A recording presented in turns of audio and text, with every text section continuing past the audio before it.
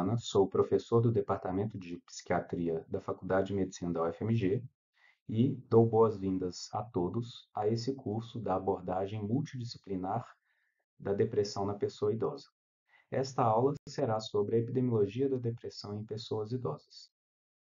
Nesta aula abordaremos a introdução sobre a depressão, a epidemiologia da depressão em idosos, assim como a epidemiologia do suicídio em idosos. É importante ressaltar o que é um episódio depressivo maior. Ele não é apenas uma tristeza, mas é uma condição de saúde com grandes consequências à pessoa, à população e também à sua família. A prevalência estimada está entre 5 a 11% em todas as pessoas, sendo então 1 a cada 10 pessoas de nossa população pode desenvolver um episódio depressivo maior. Ele tende a ocorrer por volta da terceira, quarta década de vida, ou seja, por volta dos 30 anos de idade. Ele ocorre em geral com uma longa duração, de semanas a meses, assim como já é a segunda ou até mesmo em algumas faixas etárias a primeira causa de afastamento do trabalho. É também uma importante causa de morte por suicídio. 1 a cada 7 pessoas com episódios depressivos recorrentes morre por suicídio. E as mortes por suicídio podem ser importantes causas, particularmente em pessoas jovens, sendo então de terceira a sexta principal causa de mortalidade em adultos jovens. Um outro ponto importante é entendermos que não só ele leva a uma morte precoce, mas também a anos vividos com incapacidade. Ou seja, as pessoas com depressão recorrente ou persistente, elas tendem a ter uma perda significativa da qualidade de vida. Assim como, por exemplo, pessoas que têm dores crônicas, dores lombares crônicas, cefaleia crônica, que é a dor de cabeça, e também os transtornos ansiosos. Em Minas Gerais, os episódios depressivos maior ou a depressão eles tendem a estar associados com uma quarta causa de anos vividos com incapacidade, enquanto em São Paulo já é a terceira causa. Depressão na literatura pode ser descrita de diversas formas, desde síndrome depressiva, doença depressiva, transtorno depressivo menor, depressão subsindrômica. Aqui abordaremos particularmente os termos mais técnicos, como transtorno depressivo maior, transtorno depressivo recorrente, quando a pessoa já teve 2 episódios, persistente quando ela não melhora o suficiente, ou que vemos de uma importância, particularmente da literatura de idosos, é o episódio depressivo com sintomas insuficientes, ou seja, não preenche os critérios para um episódio depressivo maior, mas leva a um impacto funcional, um sofrimento que é clinicamente significativo, e que na literatura de pesquisa é descrito muitas vezes como sintomas depressivos clinicamente significativos. Aqui podemos ver a distribuição desses sintomas depressivos clinicamente significativos e do transtorno depressivo maior, onde este transtorno depressivo maior é menos frequente, mas à medida que observamos se são inquéritos populacionais de idosos na comunidade ou são pessoas, por exemplo, já atendidas em atenção primária ou até mesmo hospitalizadas, vemos o crescimento da presença de um transtorno depressivo maior à medida que a pessoa muda da sua casa, por exemplo, para um ambiente como um hospital por uma questão de saúde ou até mesmo para a instituição de longa permanência. Da mesma forma, observamos um crescimento importante de sintomas depressivos clinicamente significativos, particularmente em pessoas que residem em ILPI. Daí a importância de percebermos o valor do rastreio de depressão. Aqui nesse slide podemos ver que um importante instituto dos Estados Unidos que faz recomendações sobre a necessidade de identificação ou rastreio ativo de condições de saúde, ele indica o rastreio de depressão em idosos. E esse rastreio de depressão deve ser feito tanto em pessoas idosas, gestantes, assim como adulto jovem. Por outro lado, quando pensamos assim, devemos fazer o rastreio ou perguntas do suicídio de uma maneira geral para adultos, a resposta é que é insuficiente esses dados. Mas, como veremos adiante, ao rastrear a depressão, estamos, quando positivo para pelo menos um dos dois principais sintomas de depressão, estaremos então rastreando também em relação ao risco de suicídio.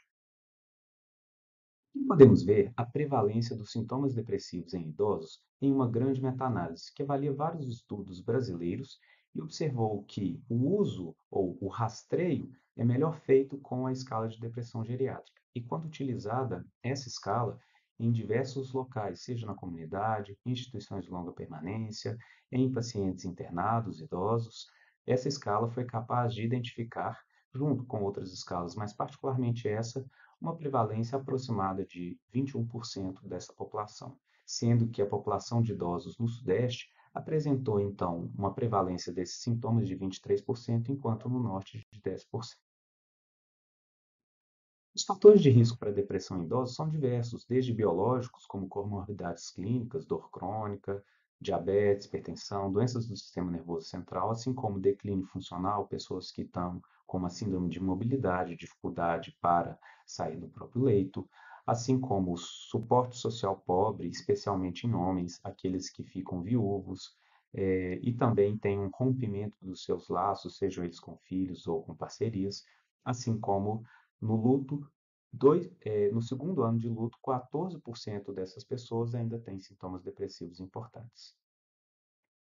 Quais são esses sinais e sintomas da depressão? A gente tem os principais, que são chamados de sintomas do humor, e que também são chamados de regulação emocional, ou, neste caso, desregulação. Então, é quando a pessoa tem um humor triste, deprimido, ou queixas de estar vazio. A pessoa pode queixar de choro, tristeza, e que muitas vezes ela vai reclamar ou vai dizer para os parentes e para os seus amigos.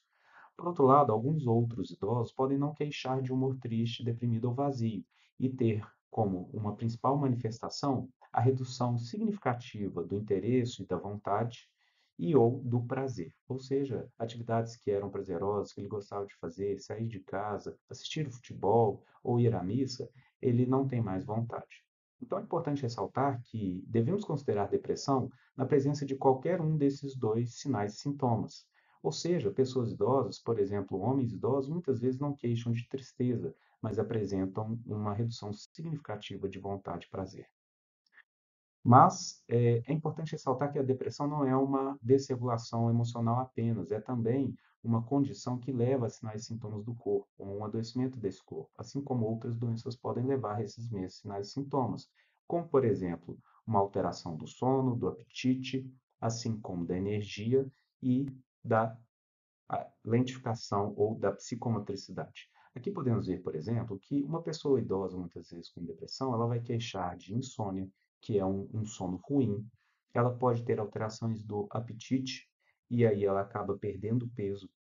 E se ela dorme mal, come mal, ela tem também uma percepção de energia do corpo reduzida, e daí podemos pensar como a lentificação psicomotora como resultado de um comportamento de todos esses sinais e sintomas do corpo. Na presença de sintomas ansiosos, é possível que tenha uma insônia inicial, tenha uma alteração do apetite para mais, ou até mesmo uma agitação psicomotora.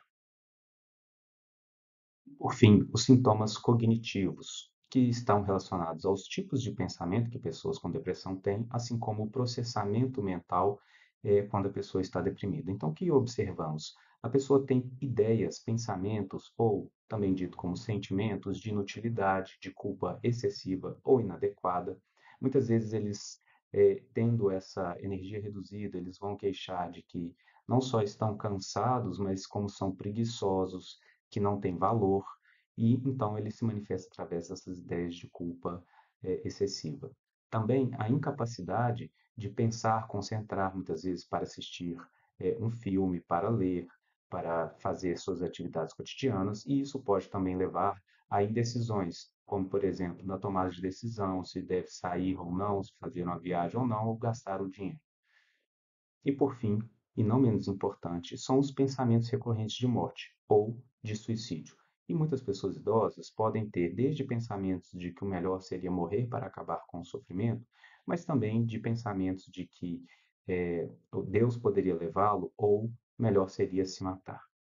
Então podemos ver que o rastreio do suicídio ele é importante e ele faz parte de um rastreio de depressão, porque é uma dos sinais e sintomas que compõem esse episódio depressivo maior, por exemplo.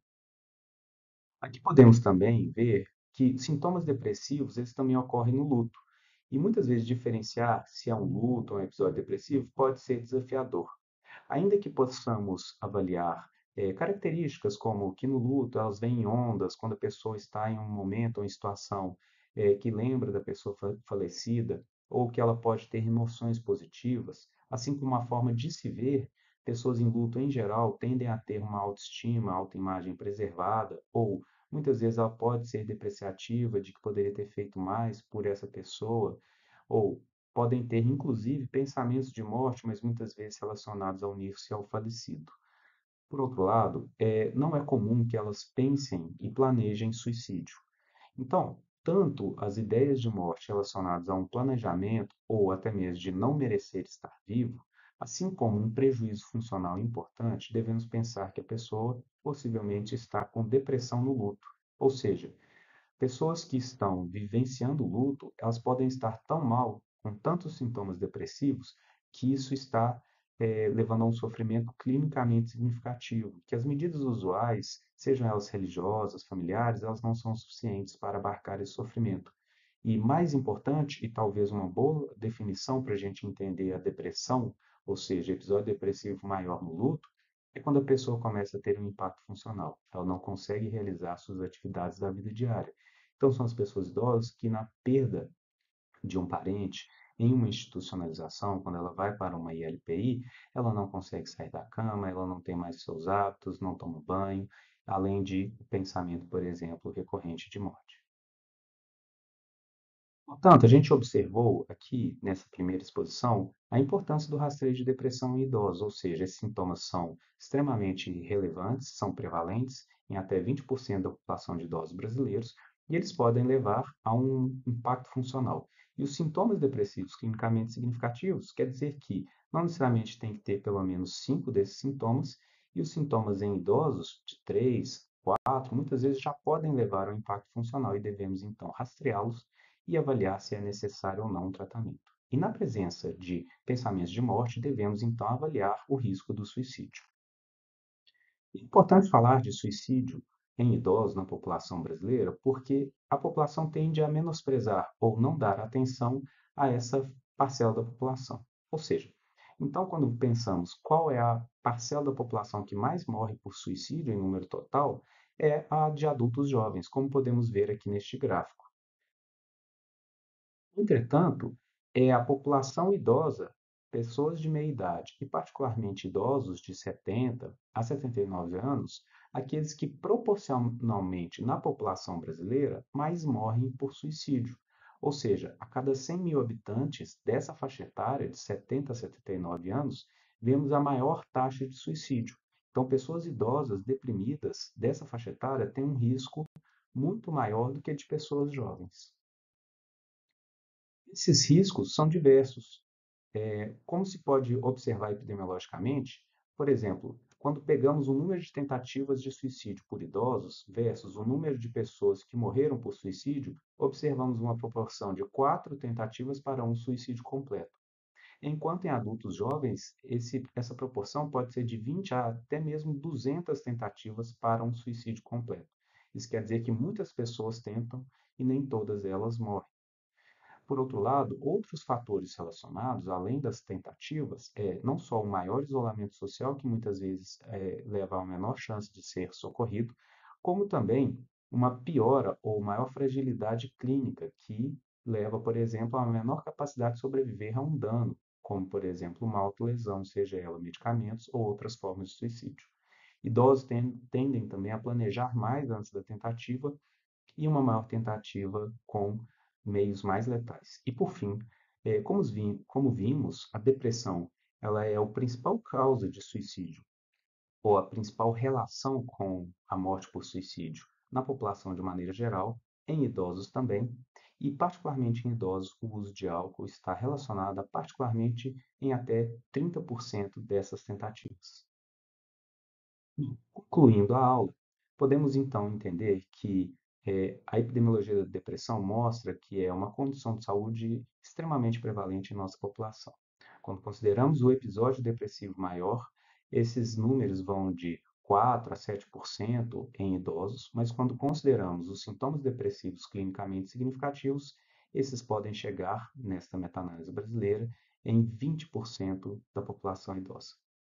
E esses sintomas depressivos clinicamente significativos, eles levam a um prejuízo na qualidade de vida e também, muitas vezes, a um sofrimento que é clinicamente significativo e impacto funcional na vida diária.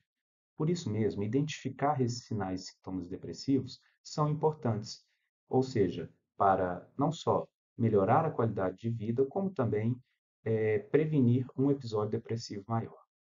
E, por fim, ao fazer essa abordagem, estamos também prevenindo o suicídio, pois se a depressão é a principal causa relacionada ao suicídio, tanto em adultos jovens quanto em idosos, ao identificar a depressão, podemos também rastrear e avaliar o risco para o suicídio.